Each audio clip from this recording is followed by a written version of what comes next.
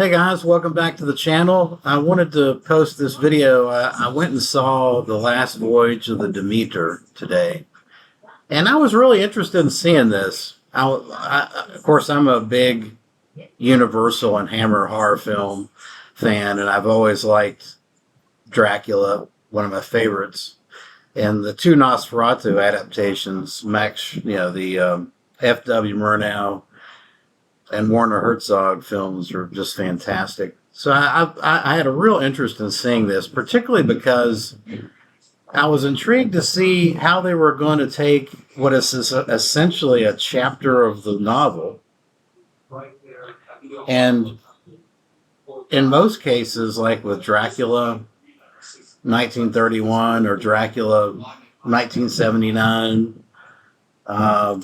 the whole voyage of Dracula to England was maybe a 5 or 10 minute component of the movie. And it really wasn't an iconic, scene of the film. Although I have to say, both Nosferatu adaptations, the scenes of the vampire on the ship are very iconic. Whether you're talking about Klaus Kinski or Max Schreck, both of those are some iconic imagery of him on the ship. So you have the elements of a really interesting story, and I'm also a big sucker for contained horror films.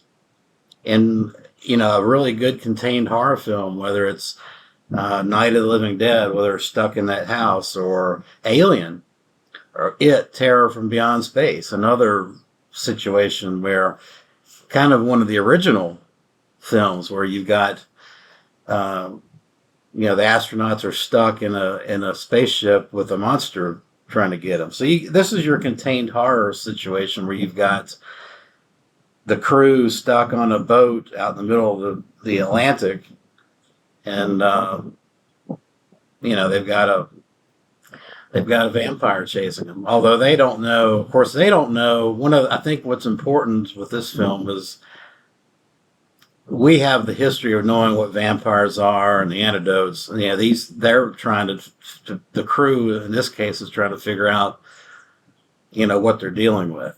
And so one of the problems I think people are going to have with this film is they're going to look at this and say, well, the characters aren't very smart.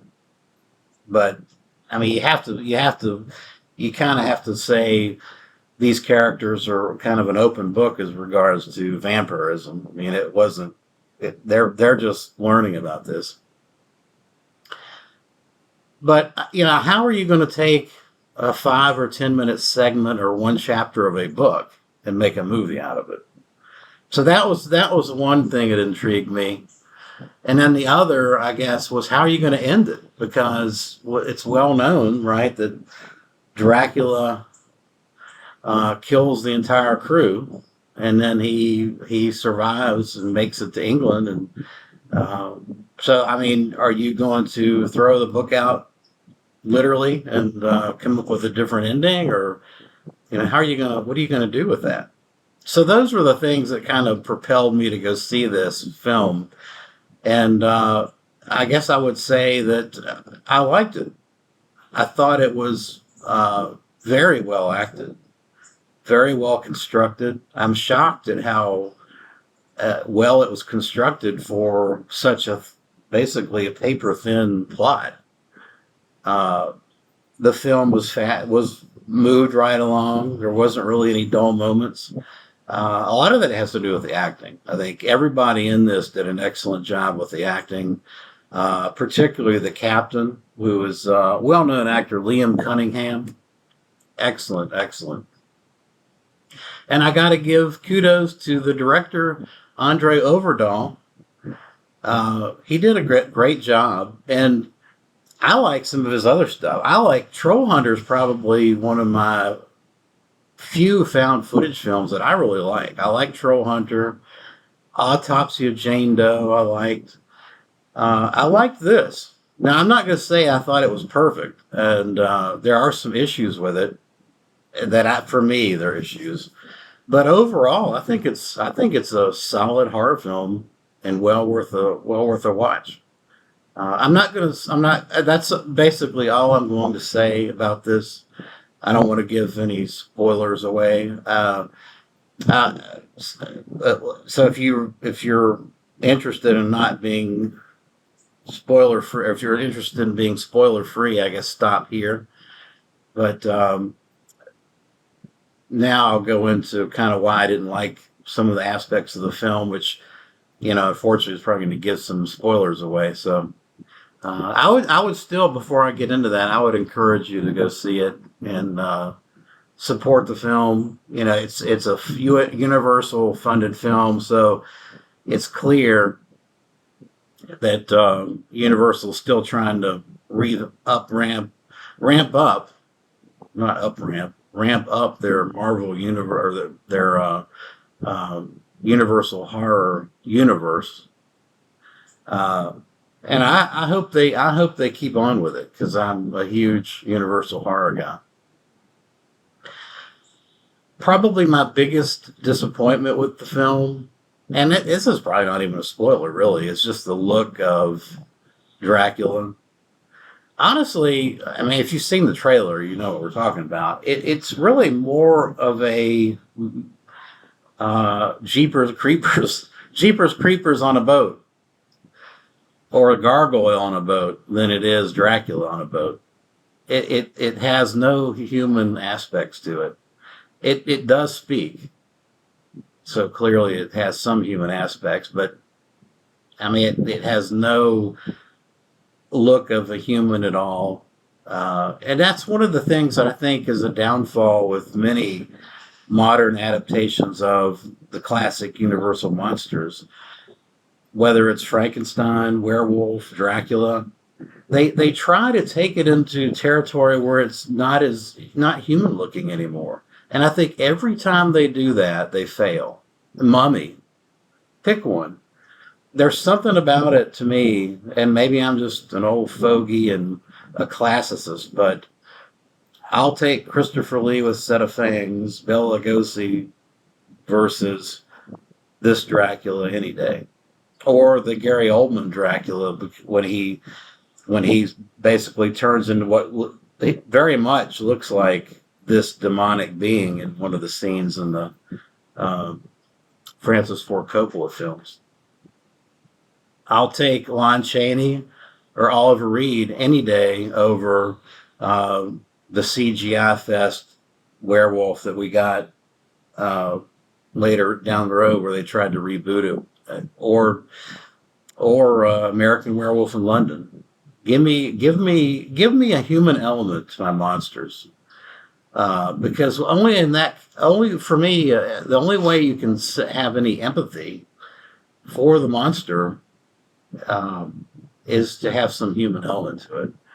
And I think that's lost here, because this basically is a gargoyle, or it looks like the Jeepers Creepers, or the closest thing it comes to is Nosferatu with wings, you know. But it has no human. It still has a. It looked good. I'm not saying it didn't look good. It did look good, and it was very menacing. But for me, at the end of the day, I would much prefer to have at least some of aspect of the monster have retained some of its humanity.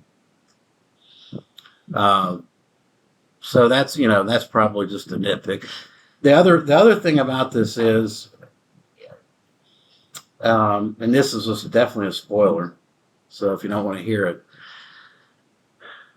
I understand when the characters are kind of a blank slate when it comes to what they're dealing with. I get that, and I accept it. We're going into this film with 70, 80 years of knowledge and all these different adaptations of vampires that have been made.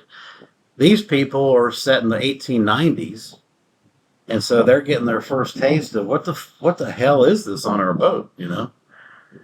But even having said that, after the vampire like bites a couple people, and they figure out once the person's bitten and the sun comes up and they explode into flames, I think you got to start thinking, if we're on a boat, there's nowhere for him to go. All we got to do is drag him out of his damn box during the daylight hours. I would think that light bulb would have come on, but it didn't come on. I mean, they did try to go through the boat and try to find him, but from a character's motivation perspective, I think as much as I tried to wipe the slate clean and put myself in their shoes, that I just couldn't overlook some of the obvious, what are we dealing with here? And gosh, if vampires are burning up in the daylight, why don't we try to go after him during the day rather than wait until tonight? Um, yeah. So that was probably the only other complaint, and maybe it's just nitpicking. As far as Hollywood woke, that's actually an element now of every movie. So you've got to kind of factor that in. Uh, I can't take away points from this movie with that. That doesn't mean there wasn't a woke element to it, because there's a woke element today in every movie. You know, it's just that's just Hollywood trying to get their social messaging. I don't know why they got to do it. This is a movie set in the 1890s. Okay, but they did. They got it in there. But it wasn't over. It wasn't hit you over the head with it. It wasn't to the point where the movie was made for the sake of being woke and pushing social agenda. It was a minor point in the film, and they did hit you over the head with it. So I don't take points away from that. What I'm talking about is one of the key characters in this is a black guy who is he graduated Cambridge as a doctor. Now this is the 1890s, right? And this is a crew of a European ship. What are the odds we're going to have a black guy as a key component of this crew from Romania, nonetheless. We're going from Romania to England, So you got it. I mean, as ludicrous as it probably is on the surface, it worked. I don't really have a complaint about it. The guy that played did a great job acting. They just there was just a little bit. They just did a little bit of, the crew is racist and doesn't like him, and so they had a little bit of that going on, but it didn't detract from the overall film. Like most Hollywood films today, where it's basically fuck the story, fuck whether the characters make sense in such scenario. We're trying to push an agenda. The agenda comes before logic or whether the characters in this situation make sense. So that's where I have a problem with it. But it wasn't bad in this, and I thought the guy did a great job, and he was believable. He actually pulled it off, and you actually, even though it's 1890s ship coming from Romania, you actually bought into the fact that, okay, this is a black guy from Cambridge who happens to be a doctor that's on this ship. I don't know. I guess it works. Yeah. So yeah, overall, I'm going to give this a 7 out of 10. I think that it's worth a watch. And I won't spoil the ending for you. But to suffice to say, I think that they're looking at, if this film is successful, you will get a sequel. Yeah, that's where I'll leave it. So that's my thoughts on The Last Voyage of the Demeter. If you've seen it, let me know what you think. Thanks for watching.